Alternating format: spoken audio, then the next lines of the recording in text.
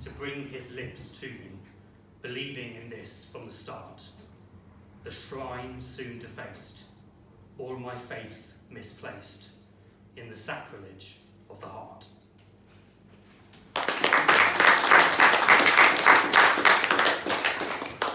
And this next one, sorry, I don't do preamble. I don't explain anything. You just have to kind of let it wash over you, and maybe it'll make sense down the line in a few hours' time, and you'll be like, why am I still thinking about that? It happens to me anyway. So this is called Another Someone Else. My fingers descending your stepladder spine, the door left unclosed in case I change my mind. You're a trick of the light, achieved through stealth, or perhaps just another someone else. The sting as you reach me and steal my breath, a little like lust, but much nearer to death. You're an untested remedy, bad for my health, or perhaps just another someone else. Your voice may be different, but I recognize the confident strength in your throat, in your eyes.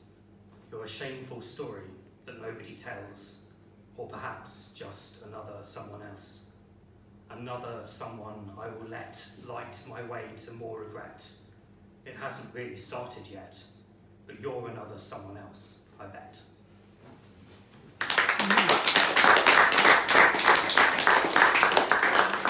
So most of these have been fairly short. This is a little bit longer and has a few kind of content trigger warnings.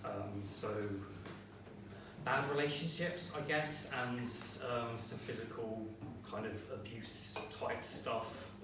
That's fun, isn't it? So this is called Bedtime Story. He walks in, trailing night like a scarf, tells me there's no need to look so nervous, and it's only then that the trembling starts. He holds me like the things he did aren't anybody's fault, and for an hour or two, I'm close to believing him. Touching someone who's half in the room with you and half on the prowl for someone better doesn't hurt. They're only repeating a sad old story you told yourself for years in bed. What you deserve, what you'll keep getting. I've seen the stars through a blur of blood, my hair on fire between his fingers, and I'm not sorry like I said I was, not sorry like he wanted. He holds me like it's the only option, like he's this close, holds the fingers up, to doing the things I've told him scare me. Touching me soft as snow on shoulder doesn't halt the trembling which has started up again, worse than before. It doesn't hurt yet. It will later, and I'll have to shake the story out of my ears like a chemical puddle. Not what you deserve, what you're better forgetting.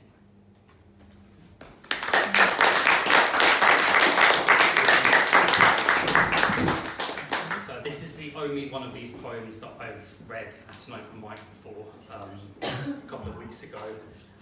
It went down well then, so maybe you'll like it. This has some violent, sometimes sexual imagery.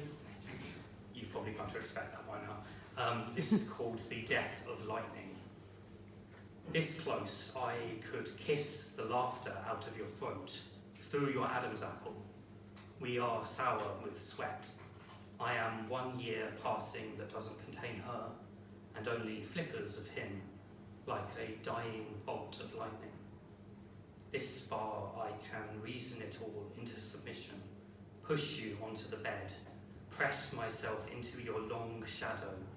I am an eon spent on penny sweets from the corner shop, which dye your tongue the colour of a dying bolt of lightning.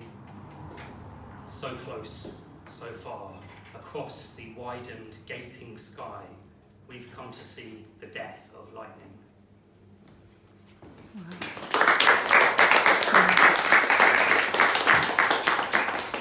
Just a couple more, you'll be pleased to hear. This one is called Fight and Flight, rather than Fight or Fly. I thought it was clever. So, a flight of stairs, the other end of the city. You've already made the journey, so you climb them slowly up to him. Before he touches you, a reminder of the rules, the ones you've heard twice before and didn't listen to either time. The grinding of gears, a squeal of resistance. There are plaster flowers overhead, a pillow spilling out mildew, a loud fan, a flight of stairs, longer, steeper on the descent. He told you 3 times what it means. One of these days, you're going to believe him.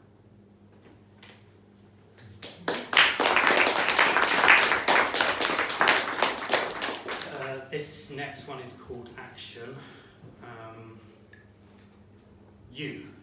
Don't you know me by now? Don't you sit on my shoulder like that? Jump up on me like an untrained pet. Stir my thick blood as it boils. Burrow under my fingernails. If it's nothing, why does it hurt? You're the tinnitus deep in my ears, the blinding lights from passing cars, smell of desperate cigarettes trodden into the welcome mat. You, don't I know you by now? Don't I call you over to flatten me, jump on my ribs like a trampoline, stir my thick blood as it thins, burrow far beneath my skin? If it's nothing, why does it last?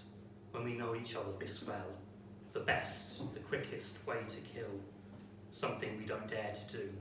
You, me, here, now, me, you.